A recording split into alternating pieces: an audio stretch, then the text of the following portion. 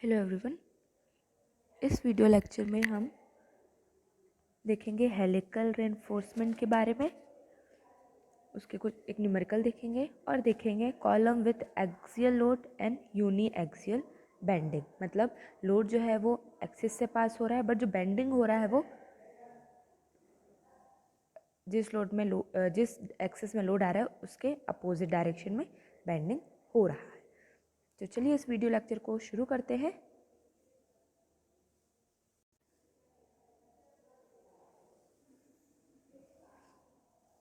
Column with helical reinforcement. तो इसमें जैसे कि हम पहले वर्टिकल डायरेक्शन में ही रेनफोर्समेंट प्रोवाइड करते थे, बट यहाँ पे कुछ ऐसा स्पायरल शेप का हम रेनफोर्समेंट प्रोवाइड करेंगे जिसे हम बोलते हैं हेलिकल रेनफोर्समेंट। अब इसमें डायग्राम में देख रहे होंगे, ये जो है स्पेसिंग है, ठीक है, ये इसका क्रॉस सेक्शनल व्यू है, ये इसका साइड व्यू है, ये इसका टॉप व्यू है। और अगर इसको हम बीच से कट करके देखें तो हमको ऐसा कुछ दिखेगा टॉप से, और ये इसका फ्रंट व्यू बोलेंगे हम। तो देखिए ये जो है वो मेन बार है, ठीक है, और ये मेन बार के अलावा जो एक लिंक बोल सकते हैं या ट्रांसवर्स रेनफोर्समेंट बोल सकते हैं, ये वो है। अब इसमें ये जो पोर्शन है वो कवर है, देखिए यहाँ पर भी है, ये डायमीटर ऑफ कोर है, ये होल डायमीटर है, ठीक है। तो चलिए आगे देखते हैं। इसमें हमको इस रिलेशन का यूज़ करना होगा V N S upon V K greater than और equals to 0.36 A G upon A K -1 F C K upon F Y. ये आई एस कोड के पेज नंबर 71 में गिवन है 456 to 1000। यहाँ पर V N S V shows that volume of helical reinforcement for per, ये mm है, mm पर mm length of column. V N S का फॉर्मूला क्या है, pi D upon S into pi by 4 into diameter of link into 1 mm। D क्या है, diameter of core up to centre of helix, मतलब कि helical reinforcement के centre से लेना है हमको डायमीटर, जिसका फॉर्मूला है डी, मतलब होल में से हम माइनस करेंगे 2 इंटू कवर फिर लिंक का भी, तो हमको डायमीटर ऑफ कोर मिल जाएगा सेंटर से। वी के क्या है, वॉल्यूम ऑफ कोर पर mm लेंथ ऑफ कॉलम।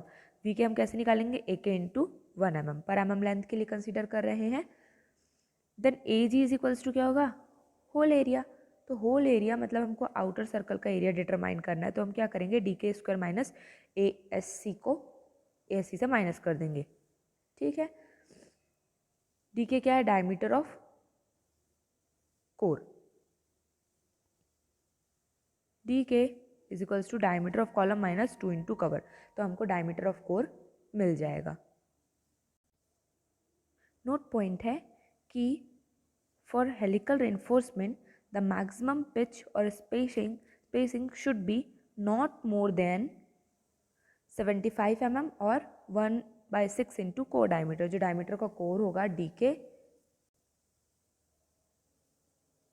उससे मोर देन नहीं होना चाहिए।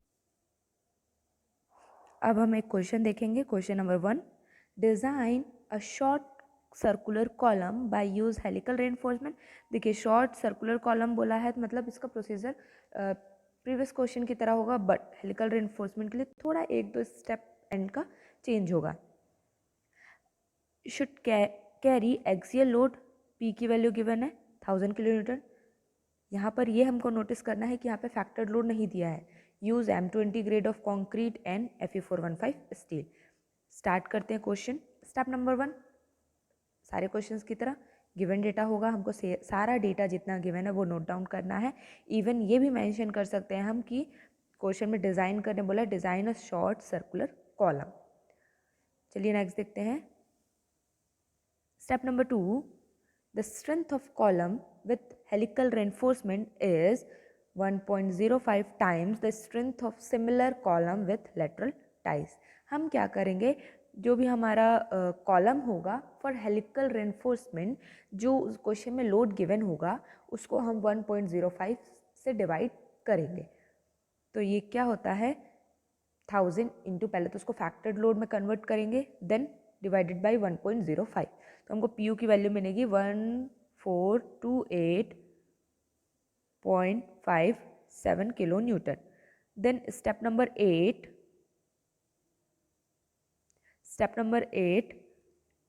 3, assuming the column to be minimum eccentricity. हम पहले भी क्वेश्चन में डिटरमाइन करते थे सेंट्रिसिटी, फॉर्मूला क्या होता है, हमको यहाँ पे एल इफेक्टिव गिवन नहीं है, तो हम क्या करेंगे डायरेक्टली ई मिनिमम की वैल्यू 20 mm कंसीडर कर लेंगे, देन लेस देन और इक्वल्स टू 0.05 इंटू डी।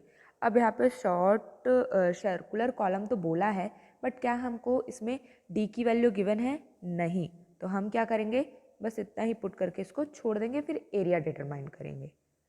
चलिए आगे देखते हैं। अब यहाँ पर A G is equals to A C plus A S C हमको पता है, अज्यूमिंग 1% ऑफ स्टील। अगर हम 1% ऑफ स्टील अज्यूम करते हैं तो A C is equals to 0.99 into A G और A S C is equals to 0.01 into A G. अब हमारे पास एक क्वेश्चन होता है पी यू का 0.4 F C K A C plus 0.67 F Y A S C. हम क्या करेंगे यहाँ से ए सी और ए एस सी की वैल्यू यहाँ पुट करेंगे, तो ये ए जी के टर्म में कन्वर्ट हो जाएगा, ईजिली हमको ए जी की वैल्यू मिल जाएगी। देन हमको जैसे ही ए जी की वैल्यू मिलेगी, ए सी और ए एस सी में पुट करके हम ए सी और ए एस सी की वैल्यू फाइंड आउट कर सकते हैं। Then step number 4, dimension of circular column, मतलब कि हमको यहाँ पर डी फाइंड आउट करना है, तो क्या होगा A G is equals to π/4 into D square. तो यहाँ से हमको ईजिली डी की वैल्यू फाइंड आउट हो जाएगी, मतलब ये जो सर्कुलर कॉलम है उसका हमको डायमीटर मिल गया। चलिए आगे देखते हैं।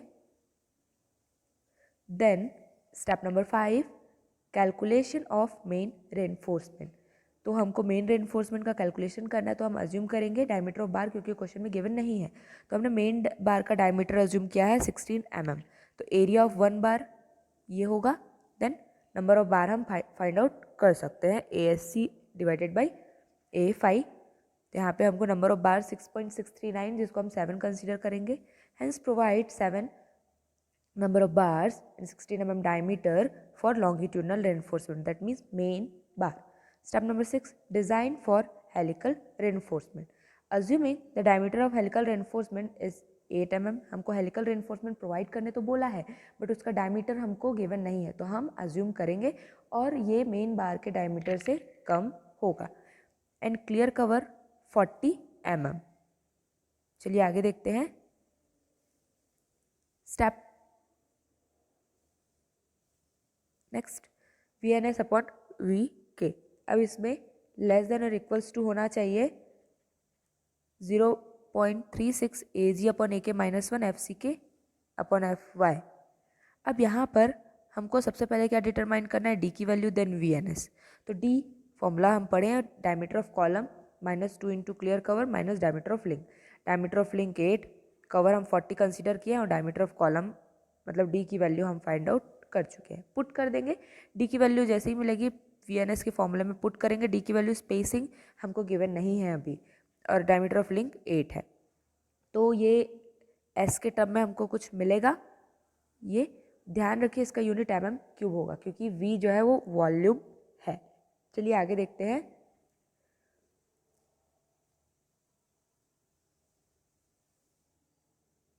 नेक्स्ट, वी के is equals to A K into 1। अब हमको ए के डिटरमाइन करना है, जो कि होता है π/4 इंटू डी के का square minus A S C. D K क्या होता है, diameter of column -2 into cover, diameter of column 2 into cover मिल जाएगा।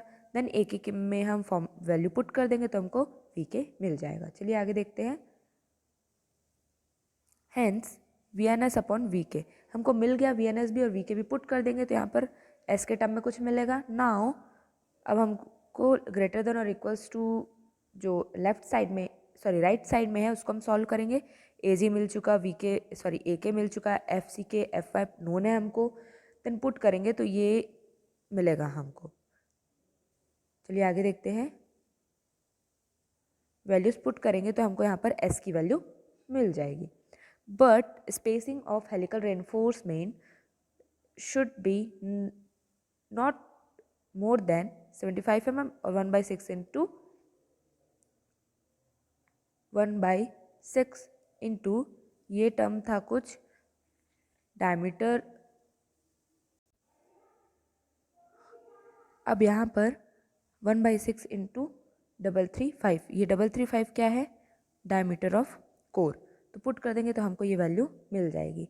हेंस प्रोवाइडिंग स्पेसिंग और pitch of helical reinforcement is 55 mm centre to centre. चलिए आगे देखते हैं।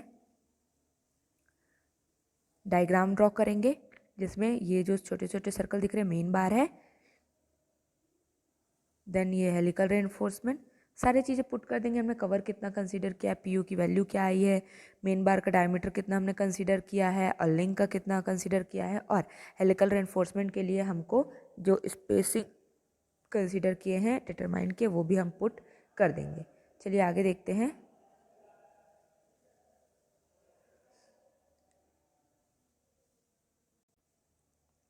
नेक्स्ट टॉपिक है हमारा column with axial load and uniaxial bending. अब इसके लिए हमको कुछ फॉर्मूलेज यूज़ करने पड़ेंगे जो कि आईएएस कोड में गिवन है। प्रोसीजर फॉर फाइंडिंग या फिर designing the column with axial load and uniaxial bending, मतलब कि मूवमेंट की वैल्यू कुछ गिवन होगी और एक्सियल लोड मतलब पीयू की वैल्यू गिवन होगी, एमयू की वैल्यू गिवन होगी। ये हमको एक रेक्टेंगुलर कॉलम दिख रहा है। इफेक्टिव कवर क्या होता है? बार के सेंटर से लेके आउटर लाइन तक का जो डिस्टेंस होता है उसको हम इफेक्टिव कवर बोलते हैं, जिसे हम डी डैश से शो करते हैं।